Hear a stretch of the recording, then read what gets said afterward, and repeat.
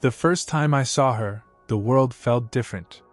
I was 7, she was 6, and the small playground near our homes became the stage of something neither of us could understand at the time.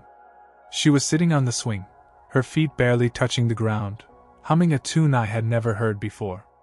I stood there, frozen, wondering how a stranger could feel so familiar. That day, I didn't say a word. But something in me whispered, "You'll see her again." And I did. Summer after summer, we met in that same park. Sometimes we played tag until the sun set. Sometimes we just sat and talked about dreams too big for children to fully grasp. She wanted to be a writer. I wanted to be whatever made me feel alive. At 12, I finally learned her name, Emily. Funny, how long it took. Maybe I was afraid that knowing her name would make losing her hurt more. One day, she didn't come. The swing swayed empty, the air colder than it should have been. A week passed. Then a month. Rumors whispered she had moved to another city. My chest felt hollow. At 14, I learned what heartbreak was, not because of a breakup, but because the person who made the world brighter had disappeared without goodbye. Years rolled by. High school blurred into college applications. I buried myself in studies, convincing myself it was better not to think about her. But life has a strange way of bringing back what you thought was gone forever. It was a rainy afternoon when I stepped into a small bookstore downtown. My eyes scanned the shelves, but stopped at the counter. There she was, older, taller, yet still the same Emily, her hair tied in a messy bun, a book in her hands. For a second, I thought I was dreaming. Then she looked up and smiled. "Do you remember me?" she asked softly. My throat tightened. Of course I remembered. The park. The swings. The summers that shaped who I became. That day, we talked for hours, catching up on all the years life had stolen from us. I learned she had moved because of her father's job, but had returned to the city to open her own bookstore. I told her about my aimless path through school, my search for meaning. By the time the rain stopped, I knew one thing: I wasn't going to lose her again. We started meeting more often, always at her bookstore. At first, it was casual: coffee, shared stories, laughter over small things. But I noticed how easily the hours slipped away when I was with her. She had this ability to make the world slow down, as if nothing outside those walls really mattered. And I found myself looking for excuses to visit. One evening, as we sat by the large window, rain streaking the glass, she pulled out an old notebook. "Do you remember the park?" she asked, her voice low. I nodded. She smiled and opened the notebook to a page filled with a child's handwriting, clumsy letters, uneven lines. It was a story she had written about two kids who promised to meet again if life ever separated them. My heart pounded. "I wrote it the summer before I left," she said. "I didn't know if you'd remember me, but I hoped you would." That night, walking home under the streetlights, I realized something. She wasn't just someone from my past. She was the missing piece I'd been searching for without even knowing. Weeks turned into months. Our friendship deepened into something richer, though neither of us dared to name it. We both carried the weight of the years apart, the fear that speaking too soon might break whatever fragile magic had brought us back together. One winter evening, she invited me to help her decorate the bookstore for Christmas. We strung fairy lights along the shelves, hung ornaments shaped like tiny books, and played old carols on a crackling radio. At one point, I reached to hang a star just as she did, our hands touching. We froze, eyes meeting. Something unspoken passed between us. But before I could say anything, her phone rang. I turned away, pretending to adjust the lights, my heart aching with the words I couldn't yet say. A few days later, she handed me a wrapped package. "Open it later," she said. That night, alone in my apartment, I tore off the paper to find a framed photograph of the park swings. Underneath, in small handwriting, it read, "Some promises never fade." I couldn't sleep. Her gift wasn't just nostalgia. It was a door, left slightly open, waiting for me to step through. The next weekend, I found the courage. We walked to the park together, the one from our childhood. It was smaller than I remembered, but the swings were still there. I told her how I'd come back to this place every summer after she left, hoping one day she'd return. She looked at me for a long time, then whispered, "I always hoped you'd still be here." I took her hand. This time, I didn't let go. Our first kiss wasn't fireworks or grand gestures.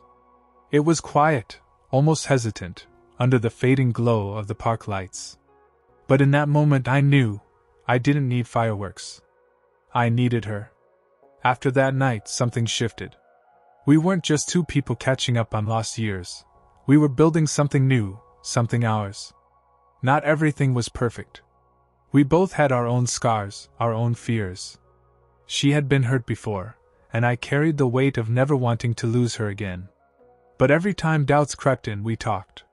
Sometimes for hours, sometimes in silence, holding hands across the table. One spring afternoon, as we walked past a street musician playing a soft melody, she suddenly stopped. "Dance with me," she said. Right there, in the middle of the sidewalk, with strangers passing by, we danced. I'd never felt more alive. It wasn't long before the words I'd been holding in finally escaped.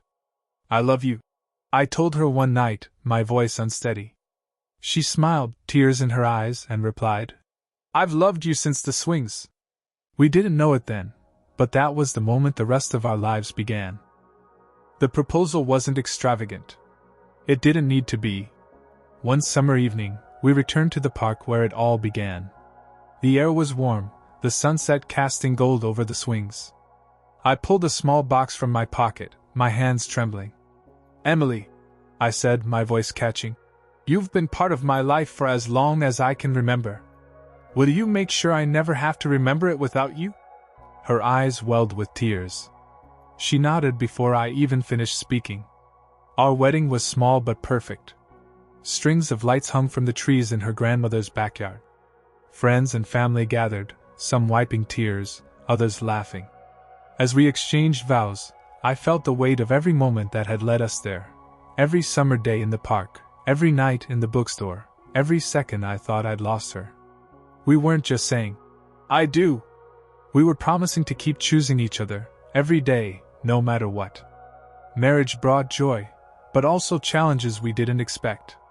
Bills piled up when her bookstore went through a rough season. I took extra shifts at work, coming home exhausted. She stayed up late balancing accounts, refusing to give up on her dream. There were moments we snapped at each other, moments when fear whispered that love wasn't enough. But then we'd remember, we had already lost each other once. We weren't going to let life take us apart again. The day she told me she was pregnant, everything else faded. She placed a tiny pair of baby shoes on the table, her hands trembling. "We're going to be parents," she whispered. I laughed and cried at the same time. Suddenly, all the late nights and hard days felt worth it. We were building something bigger than ourselves. Pregnancy wasn't easy for her. There were hospital visits, moments of worry, sleepless nights filled with what-ifs. But every time she placed my hand on her belly and I felt that tiny kick, hope bloomed inside me all over again. The day our daughter was born was both terrifying and miraculous. The hours in the delivery room felt endless, but then, there she was, so small, so perfect. Emily held her close, tears streaming down her face. I knew in that moment I would spend my life protecting them both. Parenthood changed everything. Sleep became a luxury, and our apartment was a battlefield of toys, bottles, and laundry. But there was also laughter, loud, unrestrained laughter, and moments when Emily and I would lock eyes over our daughter's giggles, silently saying, "We did this. We made this life." Years passed. Our daughter grew into a curious little girl who loved stories as much as her mother. We'd take her to the park, pushing her on the same swings where it all began. One day she asked, "How did you and Mommy meet?" We shared our story, watching her eyes widen at every detail. She smiled and said, "That's the best story I've ever heard." Life wasn't without pain. We lost people we loved, faced moments when money was tight, and disagreed more than once on how to raise our daughter. But every hardship reminded us of the summers we'd fought to find each other again.